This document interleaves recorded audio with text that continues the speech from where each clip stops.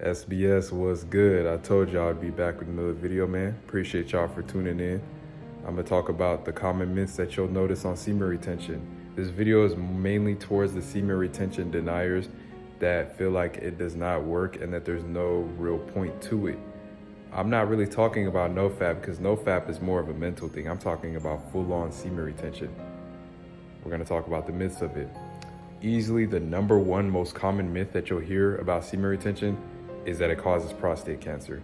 Now, this is straight up not true because you got to understand that the prostate is a gland, in the lower area that helps, transport semen, helps move semen. People kind of assume that, okay, if you're not ejaculating, that system is not really being put to use. It deteriorates over time and then mutations occur as a result of that.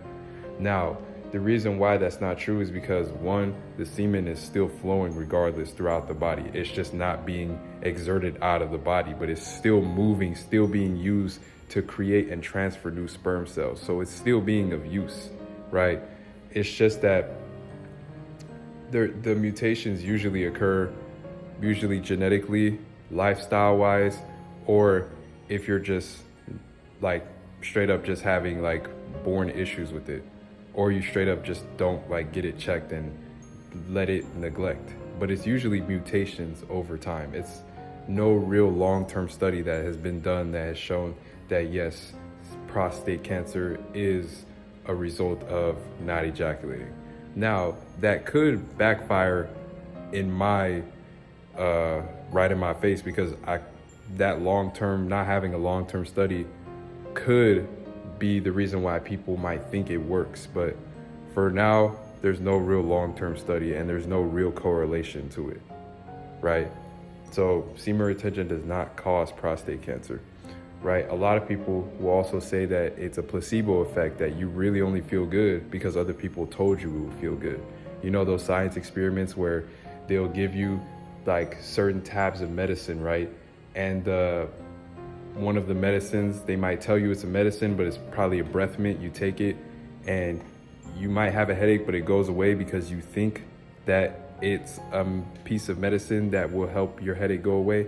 It's kind of like that, the placebo effect. A lot of people believe that, oh, it's just a placebo effect, that it actually has no real spiritual or physical benefits to it.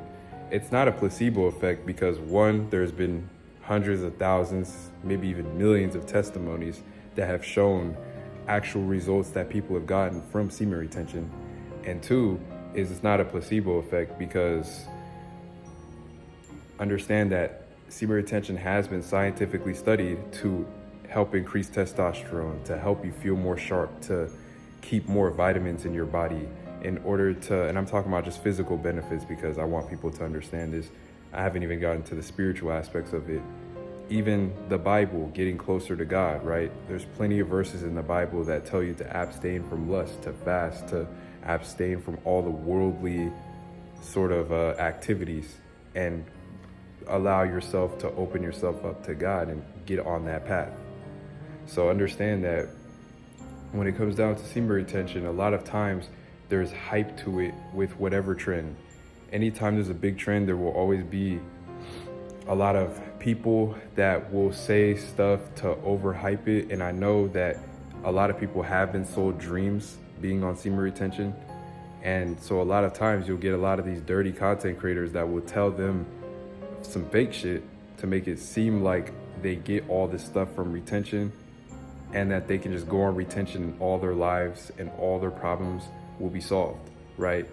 And a lot of times that comes with a lot of bad information and harmful misinformation that comes out, and people believe it because the mainstream YouTubers will tell them, hey, this is what's happening, and they'll tell them things. But it's also mainly semen retention deniers that are using ejaculating as sort of a cope, and then they kind of come up with a lot of different they call it the confirmation bias, where it's like they look for different reasons to justify why they believe that, oh, this doesn't work or this doesn't work. but they don't look at the other side and the other point of how it could work. You see the fallacy in that type of thinking, right? So that is really the problem with what a lot of people are doing on semen retention. That's why all these myths have come out about semen retention. That's why a lot of the bad things have come out, and a lot of it has been misinformation.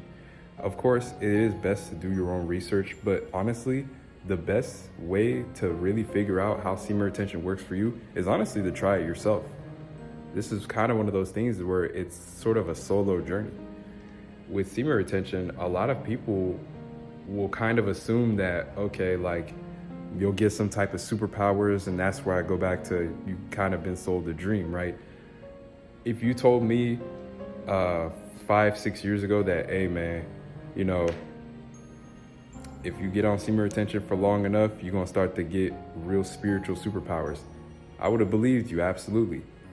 And I would have believed that I would have been like Dawson from Street Fighter, meditating with my legs crossed, floating in midair like this, all types of godly stuff. I would have thought I would have been up there. But the truth of the matter is that it's more of a mental thing of willpower, being able to get closer to God, good things happening to you, right?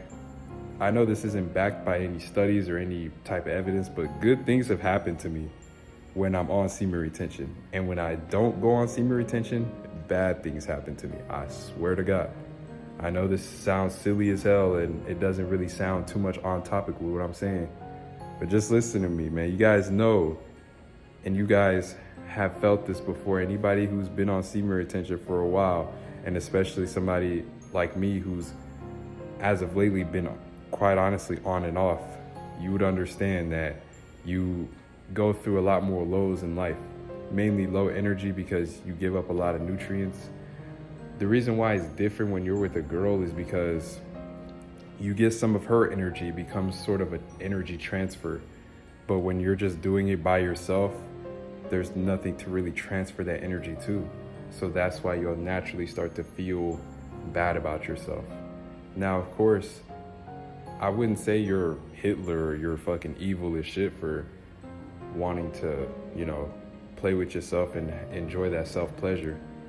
But the thing is like, it's not about the willpower. It's not necessarily about the free will to do it, because if we all had complete free will, the world would be in shambles, in absolute chaos. It's all about following certain laws, right? And that's how it always has been spiritually. This is why the Bible and all this religion stuff even exists, for mainly morals and to keep the world in check. You know what I'm saying? If you let all the zoo animals out they cage, what you think gonna happen? Everyone gonna die. You feel me? So in terms of actually navigating the semen retention journey, you gotta be able to really be honest with yourself and think, wait, is this really the right thing I should be doing? Should I really be sitting here doing all these things?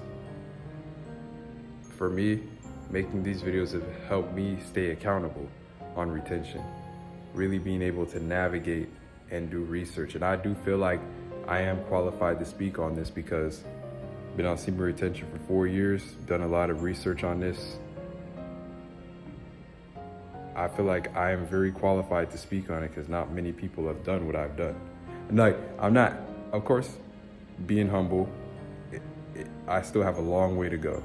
But in terms of actual common myths, those are really the most common myths you'll face, is that it doesn't work, a placebo effect, or you'll get some type of superpowers, or you'll just turn into an instant Chad. You actually still have to do the work to actually get those benefits. Because semen retention, the main thing it'll do for you is give you energy to be able to go out and chase your dreams and achieve your goals. But if you don't do anything with that energy, you're cooked. You're just gonna be sitting here, and you can actually build up bad energy as well. And that could lead you to even more self-destructive habits. So just navigate it and just really just have to be smart with it. You know what I'm saying? Just with anything, you can't just jump right in. You gotta actually have plans and have a real structure to it. But yeah, that's all I wanted to talk about today. Appreciate y'all for tuning in. Love you guys per usual. SBS4L, we going up. more videos on the way. Follow my Instagram, SpokenBySaman. Follow the Twitter, SpokenBySaman. Links all in the description. Appreciate you guys, man. I'm gonna catch y'all.